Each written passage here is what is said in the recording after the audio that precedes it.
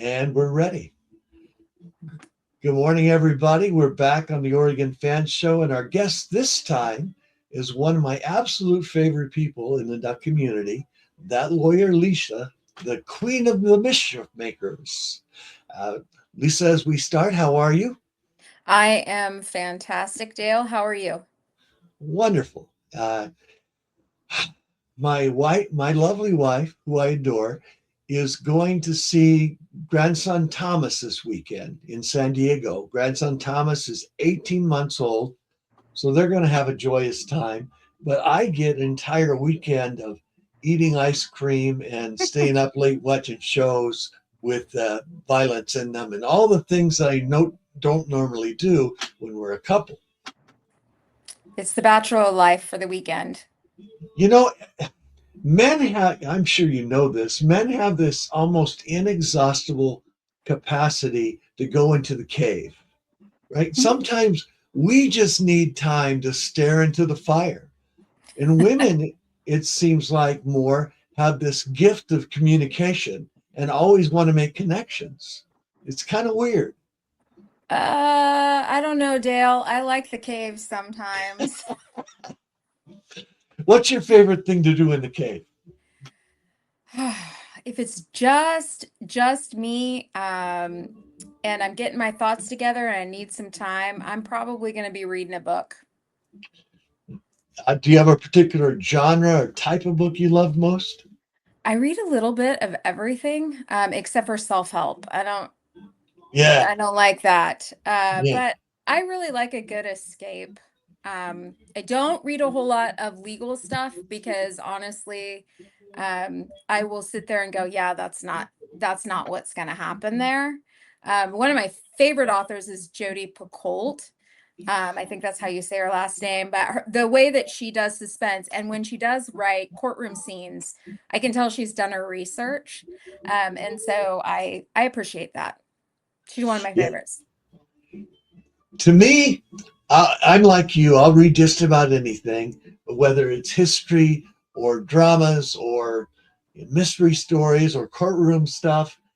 But it's got to make me want to ask what happens next. Yep. I gotta want to love to see what's on the next page. You know, any author who can do that, who can immerse me in a world and make me feel what the characters are experiencing, that's the person I want to read. Yep, exactly.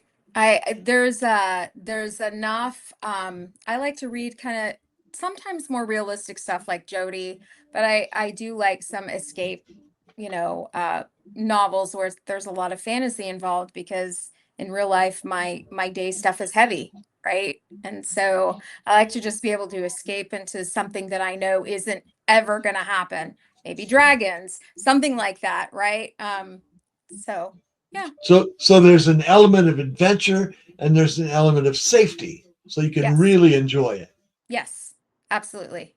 Yeah, I like that. I like a good story, and it's I admire folks who can deliver a story. Now you have a fascinating real life story. You are a criminal defense lawyer, which that's intense. It is. I started my career doing family law, which is intense enough, and transitioned, I don't know, maybe almost 2 years ago. Most really good criminal defense attorneys are good storytellers. And because that's what we do, right? Uh, We humanize our clients to a jury, to a judge, to the DA. We don't want to just sit in the facts because if we're sitting in the facts, sometimes those are grim, right? And facts aren't the whole story. There's context to them. There's layers. People are onions, and they're complicated and complex. And so, that is, a lot of what we do is telling stories, learning our clients' stories, and then relating them on whatever level that we need to relate them to. That's got to be an incredibly challenging and immersive work. No wonder you like fantasy stories or things that take you away from that. In Or your football. or football, in your social media, which we'll get to in a minute. I'm loving all this other stuff, so I want to do a little of that. I created this podcast because I wanted to have real conversations with interesting football, with interesting people, where football was just a part of it. You know, Hmm. we're all so much more than just one thing, and the Oregon fan community is so rich and so special. Like your friends, the Bad Bitches crew.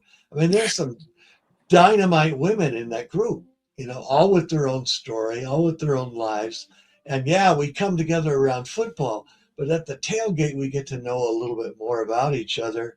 And it just makes it all the more enjoyable. Yeah, the one thing that I think is so wonderful about well, let's start big picture is Twitter, or X, is that, or TikTok, social media, if used correctly, it expands your world, right? And so there are people that I wouldn't meet in my day-to-day life that I've over the years gotten to know. People that I always tell people, if you see me out in the wild, say hi, Yeah. say hi. And I've never been one to be like, oh, who's that person? I will stop and I'll have a conversation. The thing about social media for me, or at least with X and TikTok to some extent, is those initial approaches. I've gained some real friendships from them, and some deep friendships from them. And you don't necessarily expect that from social media. um, what I love about some of there's a lot of negative, right? We got bots, we have people with really just they're just there to cause havoc or chaos. But then there are people that live pretty authentically online and share Yeah. snaps and pieces of their life and the communities that they live in. And it opens up the world to other people. So it's if we're talking about social media anyway, I try to be the same person in person that I am online. Um, and try to show people snaps of my day, and what I'm thinking and what my thoughts are, what I'm experiencing at certain points. Because if I post something, usually it's something that I'm thinking about or dealing with.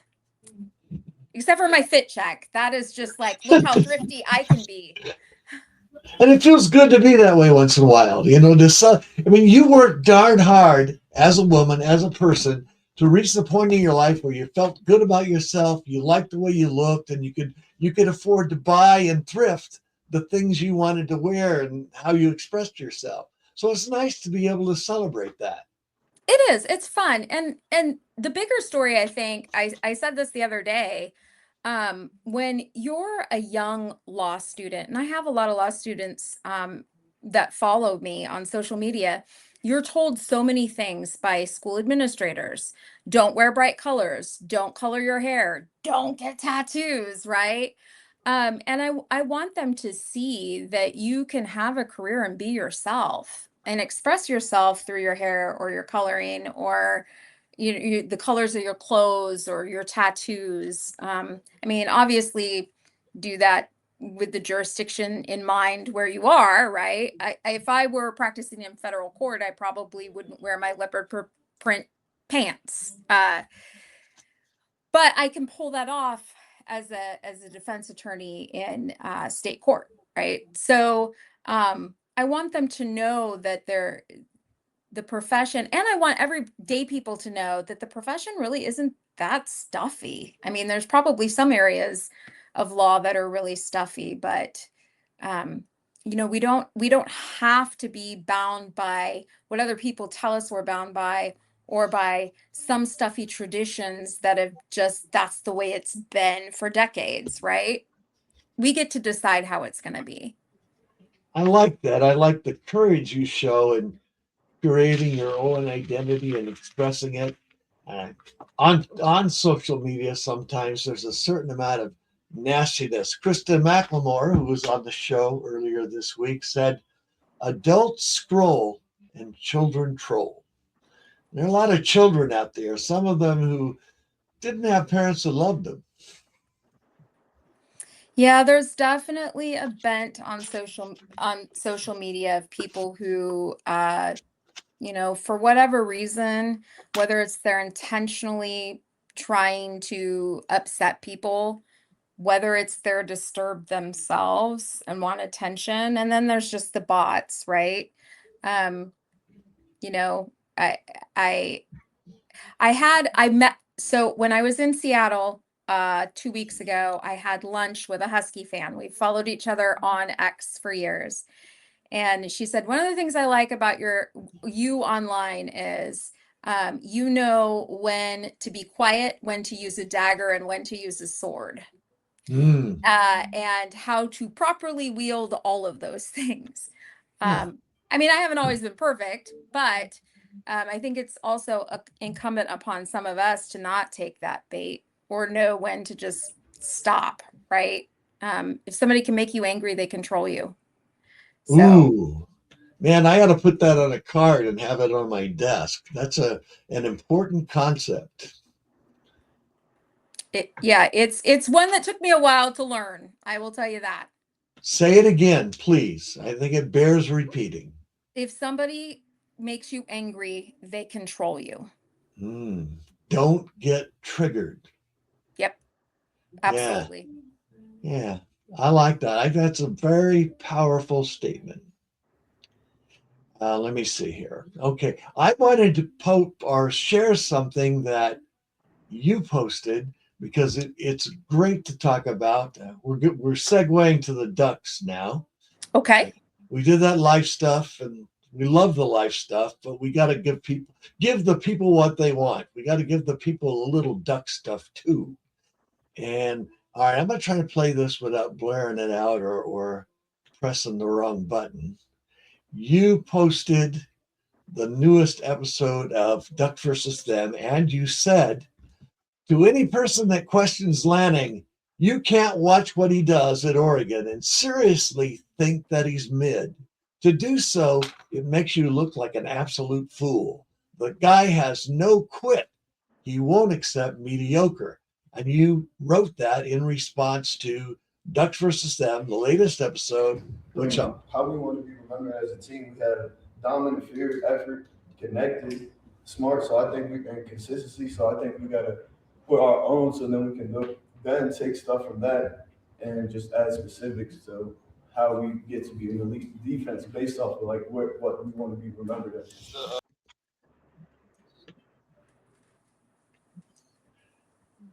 now, Lisa, I, can we talk about this? The Ducks versus Them series to me is absolute cinema, not just in the meme worthy way, but in the fact that, man, it's a powerful, ongoing, amazing 52-part movie about how to be a human being, how to be a great competitor, and how to be an authentic person.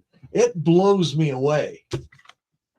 This last episode was, first of all, the first one, the under construction, was fun in the sense that we kind of caught up on what they've been doing.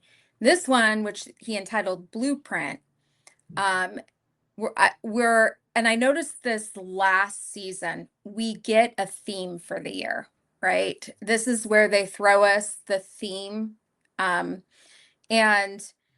this had so many layers and nuggets to it that we can all apply to ourselves, Mm, just outside of he's teaching his staff, those that are surrounding the program. Think of the construction workers that got fed or got to be a part of signing this beam, right?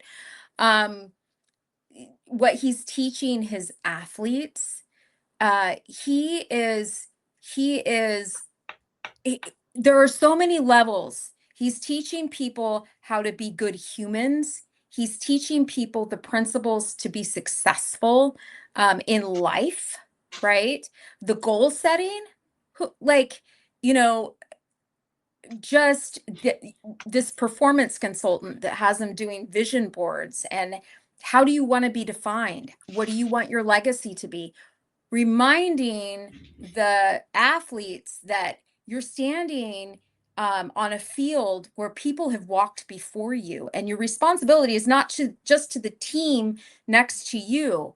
The responsibility is also to those that paved the way for you and those that come and support you, whether it's building your building, whether it's watching on Saturdays, whether it's, coming to different events.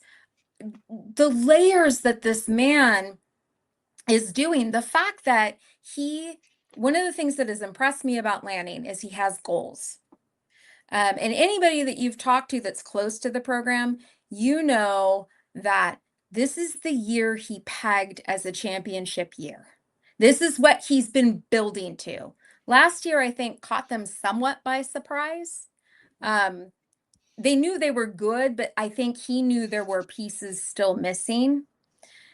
You see a different Dan these last two Ducks versus them. You see a man and you see this theme kind of in Ducks versus them, where he's talking about karma, and he's talking about confidence, and he's talking about how they're holding themselves and how they believe in the people next to them, but they believe in them, and how they're building each one of them to have these defining characters. That's Dan, right? And I think he believes of where they're going and what they're capable of. And I think we're seeing that. Somebody who is mediocre is not going to spend the time and the investment that he spends on all levels in this community. You're just not going to see that. There's been a lot of talk. I mean, getting outside of Ducks versus them, there's been talk all off season, but particularly the last 7 days, one of your former guests, about how Lanning, right? Yeah. Lanning is maybe the next James Franklin, right? Yeah. And to that, Dale, that's who I'm talking to. The people that can't recognize that Kirby Smart, Ryan Day. If we look at who the coaches are that have had championships that are still coaching today since the current era, I think there's 3, right? None of them. I am sorry except for interrupting. 4. Is there 4? There are 4. There's 4. Smart, Ryan Day, Dabo Swinney, and Kurt Sig. Signetti. Yeah. So not counting Sig, okay? Because there's something otherworldly about him. But Day, Smart, and Dabo, right? All a minimum 5 years. Dabo took 8. Mm-hmm. I think we have to look at what are people doing in the modern NIL. We can't look at what people did in the past. Lanning's on track. Now, if after 8 years he doesn't have a championship, we can have this discussion that maybe he's a James Franklin, right? And that he's always just going to be able to carry the conference but not get the big games. But the thing about him is every year he improves. Every year he's looking at himself. He's looking at his game plans, his game calls. He's looking at the pieces of his team. He's looking at the decisions that he made, and he's adjusting. Sometimes I think too conservatively, but he's adjusting. So that's why I say he's not mediocre, and that's why I say this is you're a fool to absolutely discount any of that. Well, people won't have the opportunity to underestimate him very much longer. No. Because what he is building in Oregon is so much more than just teaching them X's and O's. This is a culture. This is a culture with a vision, a powerful, detailed, practical vision that encompasses every part of their lives. Big Dave Uyunglele, came on our show and he said Dan Lanning is a pastor. And he didn't mean it in a preachy sort of the way. He meant he's someone who just infuses people with truth and purpose. And this whole organization, from the equipment guy to the star player Dante Moore, shares that truth and purpose. And it just blows me away how powerful it is. It is absolutely powerful. The buy-in that he has gotten from his staff, his teammate. Look at the graduate, or I think they're graduate assistants and analysts. How many former Ducks players did we see in that Ducks versus them? Yeah. There were so many. George Moore, Ryan Walk, oh, who else did I see? There were like at least 4 I saw that I was Yeah. like, oh, I know that guy. Oh, Whipple was Yeah. another. And I was like, he's investing, because now he's building his coaching tree too, right? So it just, if you want to talk about somebody that I think has a roadmap for a dynasty, I think that's him. And so and he's doing it all in a time where the landscape and the rules shift day to day to day, right? Whether it's transfer portal, whether it's NIL. Since he's been a head coach, which he came to Oregon, the end of 2022, I think, there have been significant changes to the landscape of college ball because of the NCAA's inadequacies and lawsuits, right? And everybody's having to just adapt left and right. And yet there's not regression from him. There's only growth. I love his commitment to growth, Yeah. and his ability to self-evaluate, and the way he maintains, as you were just saying, this incredible fluidity. He's not the coach who says, well, this is the way we've always done it, or I don't like the way the game is changing. He's the coach who asks, how can we use this? How do we beat this? And that's always the mindset at Oregon, is what can we do to thrive in right here and right now? Right, which is what we hear before every football game, right? University of Oregon, something innovation, right? Like, and really that is what I see him doing, is he's doing the work that I think a lot of teams, because maybe they don't have the money and the resources, don't do. And so I am thoroughly impressed with the man. I'm not a big celebrity, like, woohoo, I wouldn't be the fangirl, except for, I will tell you, if I ever get the opportunity to meet Coach Lanning, I might fangirl and be a complete idiot. But that would be my one. Yeah. I've thought about that. I mean, we're a very small time show. We've got like 69 subscribers at this point, and I'm thankful for every single one of them, because I get to have conversations like this. But I'm afraid if I ever did get the opportunity to interview Coach, I'd probably go complete Chris Farley fanboy and just lose it. I know I would. So I'm not even gonna pretend that I wouldn't, just because I deeply admire his personal story. I admire anybody who's gonna chase the job the way that he chased it. I mean, in my own personal life, I understand how hard that is when you set this goal that seems so impossible, and you have things just coming at you, uh, and stumbling blocks. I get that. And so I understand at least at my level, what it takes. I can't imagine what it takes at his level. And so anytime I'm going to, when I admire people, generally it's because of their grit, their persistence, their goals, and their general character. He just seems like a good dude, Rooted in substance. The Yep. man drove 1,500 miles. He's got a beautiful wife and 3 young boys at home. He drives 1,500 miles to get a GA job at Pittsburgh, to get an interview for one. He didn't even have an interview. He changed in a gas station bathroom into his suit.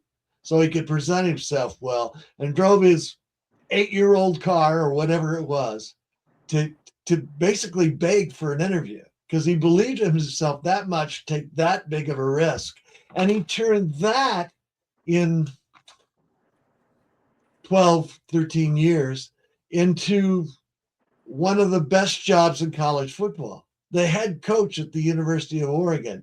To be that tough, to be that mindful, and to endure together Sophia's journey with cancer. I mean, what do you ask this guy about? I mean, what do you, how much difference does it make what he's willing to tell you about what the inside linebacker's responsibility on the dive play? I mean, One of the things I remember when Oregon hired him is I remember thinking, who the hell is this guy?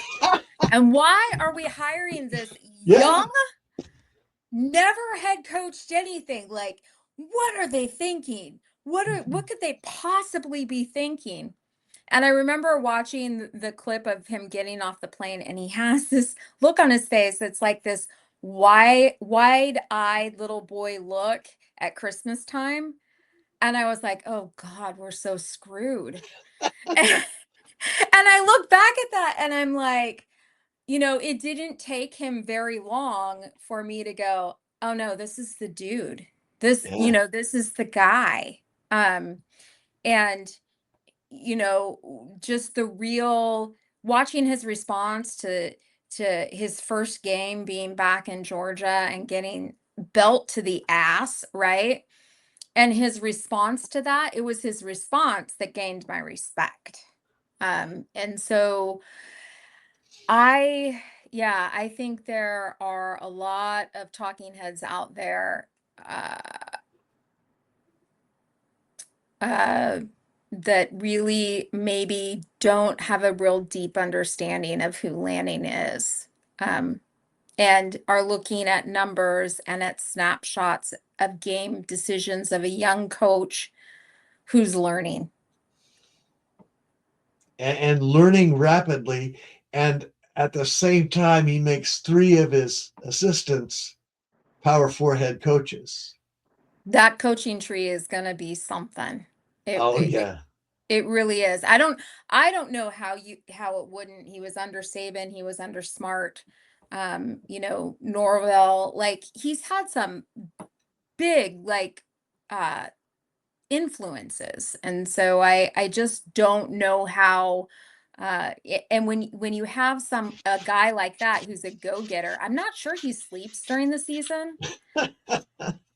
Last year I was a little worried. He had these big bags under his eyes, and I thought, God, get that man some sleep. Just a 5-hour block, right?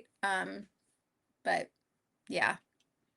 Well, I agree with everything you're saying about the quality of character, the substance in the Oregon program, and I love it. And I love talking about it.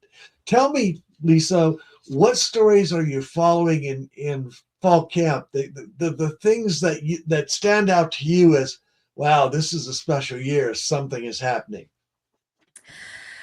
So, I think watching, at least in the Ducks versus them and some of the stories that I've seen, watching these younger guys find their voices, or watching the more senior guys who have been quiet find their voices. So, Dante Moore, for example, I think we saw 2 years, one where he sat the bench, right? So rightfully he was quiet. Last year he was pretty quiet. It looks like he's asserting himself. Um, Watching Finney hold his group to defining themselves and being able to articulate what they want to be remembered as. Amari Washington, just seeing him in his statements of, uh, sometimes sometimes you get to be the little brother, sometimes you get to be the big brother, just kind of stepping into his role, where I don't think there's going to be a whole lot that Washington is going to be surprised on the line. And watching these older guys stepping into the role of teaching the younger ones, and watching the younger ones who, by all counts, were and are talented, actually listening, um, and and taking that input and working on it and respecting it. Uh, I I I think that's the key, right? I think that's the key. So, as far as what I'm watching, I only have one. I There's don't a know who that there's a is. hotline call here at the Yeah, Lisa the Lawyer office. Please yeah. stand by. I don't know who that is. Um, so uh I only have one question really about this team, because we haven't seen anything about it, and that is the damn kicking, Dale. The curse of the Maldonado. Maldonado is still a swear word in my home. Really, literally. Literally. Okay, so Yes. so if you drop a pan on your foot, you say Maldonado. Actually, I say fuck Maldonado, but that's, I mean, Yeah. I figure he's the giant, one of the giant, curse. Well, there's several, but, Yeah. you know, because Sappington is gone, right? And was at least consistent, if not the longest kicker we had. He was consistent. I don't know what we're doing. Well, Lisa, the his teammates call Gage Jurich the Iceman, and I think they're going to hold him up. I think they're going to create an atmosphere of acceptance and support and expectation for him that he's going to rise to the occasion. I hope so. I certainly know that's what they're calling him, but again, Dale, you're talking to a person who is a longtime fan. Yeah, And you've lived the heartbreak. I've lived the heartbreak, and as I've been doing the countdowns, right? One of the things I love to do is look at old clips, and when I'm trying to figure out who am I going to feature for this number. And unfortunately, this last week there was a lot of missed kicks that I saw for some reason. So it's in my brain right now. And I don't mean to pick on or crucify young Maldonado. I mean, he tried his best. It has more to do with the fact that Boston had the curse of the Bambino, and Maldonado just kind of fits there. Oregon has had a long history of times where kicks just didn't go in at the right time, and they went a little wide right or wide left, usually in critical moments, against Stanford or something, when it was the difference between going to the national championship or another year of despair. That kick was 3 feet wide right. And that happened, not just to young Mr. Maldonado, but every kicker except Aiden Schneider. Yeah. Yeah. So, I actually loved Camden Lewis, but the Washington game is always going to kill me every time. Um, but I really try not to talk negative uh Yes. about the players, and they're young men, right? And I'm not going to be the fan that is like, screw them all, they can't play ball. I think the one caveat I have to that is Maldonado. So I don't know. He's And it's probably not fair, because the reality is if the team is doing its job, we should never have to rely on the kicker, right? It's not just one guy. And he deserves grace and forgiveness just like we all do. But I hope this is the year where field goals, we don't need no stinking field goals. I hope they put the hammer down, air it out, and just seize teams by the throat. I do. I hope so too. And I was never one. Dan can make some real aggressive calls. Are we going to go on fourth down? Are we going to go for a 2? I don't ever question him when he makes those calls.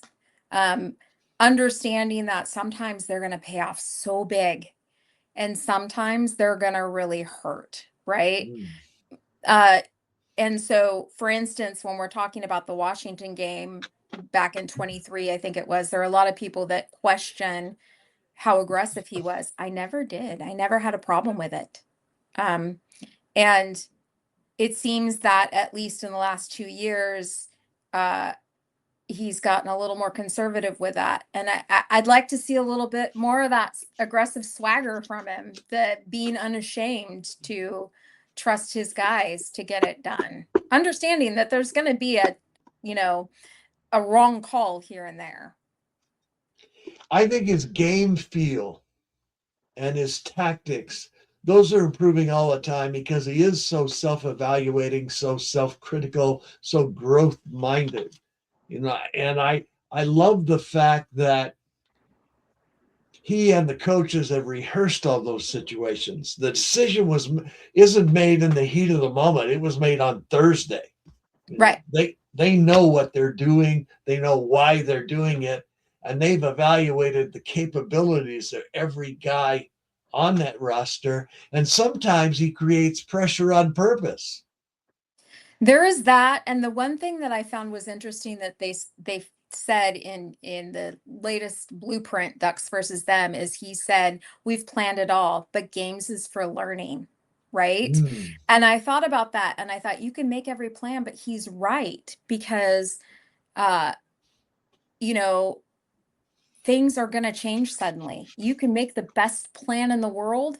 You can have everything going right and there's going to be a sudden change. And how you respond and adapt to that, is going to be telling. And so maybe the difference between the win or a loss, right? If you look at when we played Indiana, not the second time, but the first time,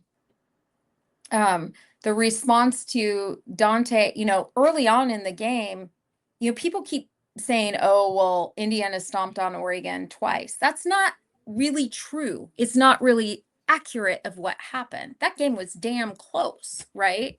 Till the You're end. speaking about the first game. The first 2020 in the fourth quarter with maybe 6 minutes to go. Exactly. The decision making and the O-line, right? Let's just be honest about things.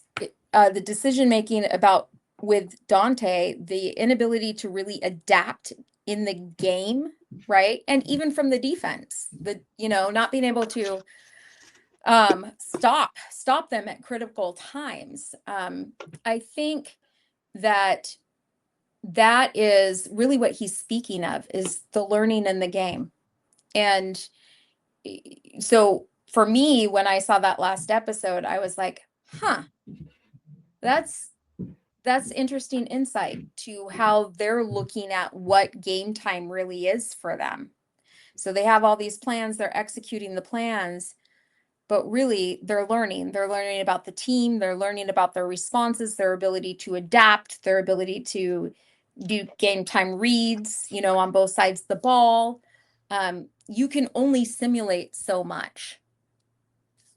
And there will always be the moment where the simulation and the plan go out the window, where things aren't working and you've got to adjust on the fly. Exactly. Yeah. So that's where I'm interested for this year. That's what I want to see. Is there growth in that area? Well, I'm delighted that we get a chance to watch it all unfold. And Scott Anderson, the Oregon video team, will bring us all the details and all the inside pictures of how it came to be. I'm so excited for this year, and I know you are too. I am. I can't wait. Oh my gosh. I don't even know if there are words for me. So it's really funny in my professional life, I belong to an association of criminal defense attorneys. We're all court appointed attorneys. And this association, there is a large group of Ducks fans. And so every time we're all in the room together, the executive director goes, Lisa, how many days are there? Keenan Howry days. Keenan Howry or Patrick Chung or Tez Johnson. Oh Like, my God. We've had 3 incredible 15s. 3 very incredible 15s. Yeah. Just, one of them a 3-time Super Bowl winner, I think. Patrick Chung. As I was looking through some of the past stuff, I was struck by how many incredible safeties and cornerbacks we had from about the mid 90s on. Just incredible. We're known as running backs, right? Tracktown USA, not really known so much at the wide receiver position, although there's been a few greats here and there. Known for quarterbacks, but cornerbacks, oh my God. Oh, yeah. Safeties. Nick Elliott used to put those guys out on the island and just make them man up, and they would do it. And well, next time, Lisa, we have you on the show, we got to talk about old favorites. I got to take my wife to the airport. Oh yeah, to see baby Thomas. I promised that I'd be off the air by 11:45. I've enjoyed this conversation so much. I appreciate you, and I hope you have a fabulous weekend. And all we got to do is get through 15 more days. 15 more days. It's not even a full 15 more days. We're good. All right. Come back and soon and see us. Thanks again for being here. Absolutely, Dale. Have a good day. Take care. Bye-bye.